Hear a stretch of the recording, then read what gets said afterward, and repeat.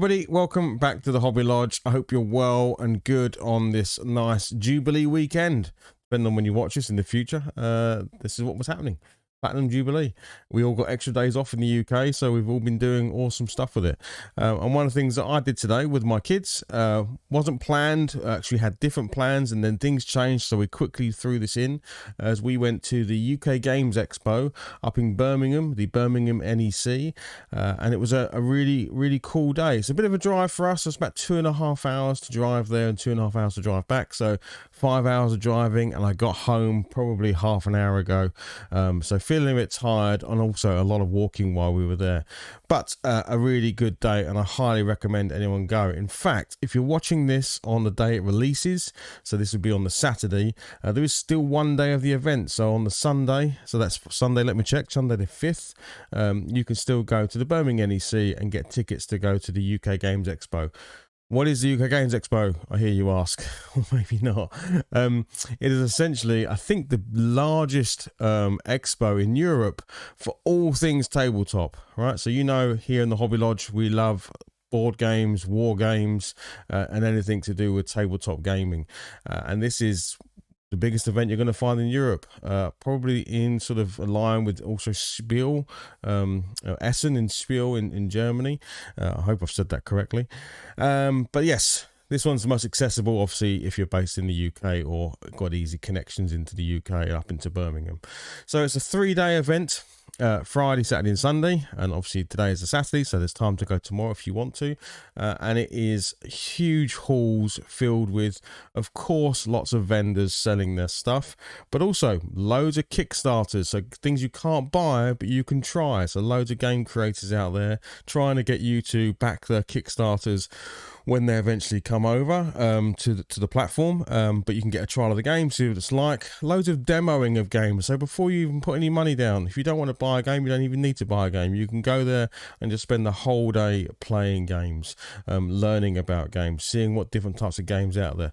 The world is much bigger than Risk, Monopoly and Cluedo. There's a whole load of things to go and play. There's a bring and buy, so if you've got some games that maybe you want to get sold, you can take them to the bring and buy and people will buy them.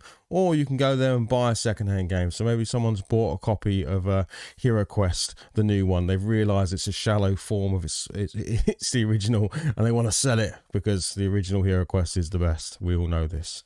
Well, I joke, obviously. So yeah, you can go there and you can buy games. You can experience games. You can talk to creators of games. So potentially, if you're someone who fancies getting into game creation for board games, then you can talk to people that have been there and done it. You know, you can get help with publishing, you can get help with game design. You can also go and see the little creators that go there. So there are people that create sort of almost like Etsy store type things, but obviously physically being there and seeing them. So one of the things we saw was someone who created tomes, like old books and potions and things you'd see in like a wizard's shop if they were real, you know, walking down Diagon Alley in Harry Potter's world, and you went into these kind of wizard shops. And they're meant for people that are really into their role-playing games or their Dungeons and Dragons type games to really create an atmosphere in the games that they're playing. So rather than handing someone a token of a potion, you could actually hand that person a potion and say, here, this is your health potion. When you use it, you can give it back to me. And just really cool stuff. Dungeon Master screens, feathered pens, dice, so many dice you wouldn't believe, just a plethora of dice. We never don't come away from Games Expo without some dice. In fact, in this instance, we've got 2 sets of dice. So yeah, a really great day out. We normally, before obviously the pandemic, we'd been a number of times, and we've actually done the 3 days before. And the reason why you would do something like a 2-day or 3-day event, one is because the event's so huge and you'd want to spend as much time as you can there as possible, but it means you can really sit down and enjoy some game time, enjoy sitting with yourself or your family or meeting new friends, getting around the table, playing a game, learning something new, and then deciding whether you want to maybe pick it up or something. And in fact, after the event, even all of the hotels around the area are filled with gaming events as well. So people play board games late into the night with each other, and it's a real like friendly community, you know, much like in other spaces as well. In fact, one of the big reasons I enjoy going is because it's one of the few times I get to say hello to people that I wouldn't normally see because of where they live in the country or whatever. So and especially post COVID now, or you know, on our way out of it, hopefully. I've spoken to friends today that I haven't seen for several years, so that was really, really nice.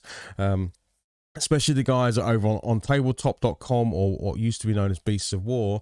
That's a community I've been part of for a very long time, and the guys that look after that and run that, it was really great to see them. And in fact, we got onto the live stream that they were showing at the show, and we won a prize, so I'll show you that in a bit as well. So yeah, really highly recommend going if you get a chance. It's on every year. Obviously it has missed the last couple of years. I believe it was on last year, but a much more reduced show. So now it feels like it was fully back in action, and hopefully at some point during my rabbiting here, I've shown a little bit of a video of me looking around the exhibition hall, so hopefully you've seen that. So let's jump into what I picked up. You know, these pickup videos or loot bag videos or swag videos. You know, obviously I've been to an expo and clearly I bought some bits, didn't I? So let's show you what I got. So there's some things I can't show you.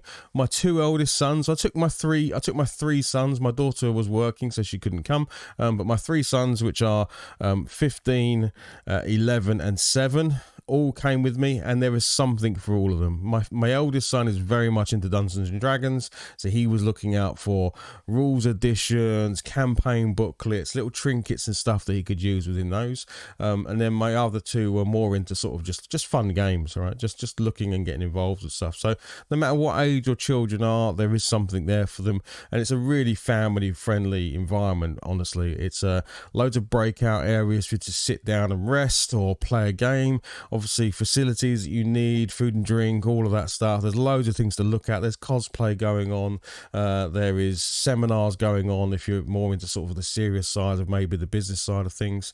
But loads of fun events, and then even side stuff. There was a Star Trek reenactment room you could go and take place in. There was a reading of one of the Fight and Fantasy books for the crowd to sort of get involved with. Just too much stuff to mention, but I highly recommend you can go and see it yourself if you can. And definitely, you know, if you're watching this on Saturday night when I post this up, it's not too late to jump in the car tomorrow and go on the Sunday. Right. So without further ado, let's show you what I got. So first of all, we won something. So we got the media team that was covering the event is the ontabletop.com team, otherwise known as Beasts of War for some people that have been around for a while. And they had what was really cool, actually, like a proper commentators booth, like what you see at sports events or something like that. So Jerry and Warren, or Warzan as some people might know him, were running that. So they were doing live streams, they were doing interviews, they were doing all sorts. And we saw them, and they invited me into the booth to come and talk about my experience at the show. They also gave the channel a nice little plug, and we talked about a miniature. Actually, I'll grab that miniature whilst I'm here, because that was something they were bringing up. So anyway, because we did a nice little interview with them and did a nice little chat, they didn't let us leave empty-handed, and we won a copy of Nice Buns, which obviously gave everyone a bit of a chuckle about this game. You know, I've often said to my wife, nice buns, for instance. So yeah, this looks like it's a strategy. It's called a Fluffy Light strategy game. It's a family game for 2 to 6 players. Roll the dice, make a deal, collect your buns. Welcome to Nice Buns Buffet. Take a seat, roll the dice, and race to collect 3 matching sets of bail buns. Just watch out for the other diners around the table. They'll stop at nothing to steal your dice, ruin your meal, and take the buns for themselves. Now, the funny thing is, no one knows this, but for work, when I ever have to travel, and I have to go to Leeds every now and then for my work, not all the time, but maybe once a month or so, the hotel I stay in, there is a place across the road, and it's the only place I've ever eaten bao buns at, and it's a meal I get every time I go up there. I know that sounds a bit boring, but I love them so much, I always make sure I get bao buns. So this made me laugh for a number of reasons. Obviously, the game is a funny name for a game, Nice Buns, and I have a secret love for bao buns. Whenever I go away, I'll make sure I eat some. So that was a pretty good prize, and a big thank you to the guys over on tabletop.com for one, inviting us into the booth for a bit of a chat, and two, and I'll probably try and link the video if I can, so you can go and watch that little bit of a chat if you want to. But if you go to the website on tabletop.com, you'll see all of the live stream content they created for the day. Loads of interviews on there, loads of reviews, all sorts of looking around the show, talking to the creators and all that sort of stuff. But our interview will be on there as well, and you'll see me win this and talk about stuff. The miniature on that show, I'll grab it. I'm gonna have to just scoot off camera for a second. This is a little bit unprofessional, but hey, there we go. So they talk about on that show that I've also been given, nothing to do with UK Games Expo, but as part of being involved with On Tabletop, I've been given this miniature, which is hardly a miniature. This is the one they're talking about. This is the super rare. So if you watch that interview, it talks about me having what is actually a very rare miniature, probably one of 50 ever made. It is solid metal. It does come with a couple of pieces that need to be fixed on. But yes, they've asked me to paint this up for them. Well, Warren owns this, and he's asked me to paint it. So this is that miniature, and you're seeing it in its roughest form at the moment. So in the future, there will be videos on here and on Twitch where I live stream painting this, and we'll no doubt we're doing it in conjunction with those guys. So that miniature probably doesn't make much sense unless you've seen the interview. Anyway, let's crack on. So the other thing I picked up was a game that my kids played and really enjoyed, and it was called Pear-Shaped. There we go. It's all gone pear-shaped. So this is by a brand new company that hasn't been around for very long, and it's named Camden Games. So Camden as in the place in London. And they look like they're making really fun sort of party games or family games. I saw one about, there was a flick game for Space Invaders. There was one about bottoms. Didn't really see too much about that. I just saw the picture. But this is the one we played. And this is essentially a bit like a snap game, but let me try and explain the game. you have the pear, right? You take the pear out of the box. Let me do this. Let's show this. Why not? We've got time. We've got time to look at this. Come on. We're all friends here. We're all sort of hanging out and just chilling in the time that we have. But ultimately it's a match game, right? You're all standing around.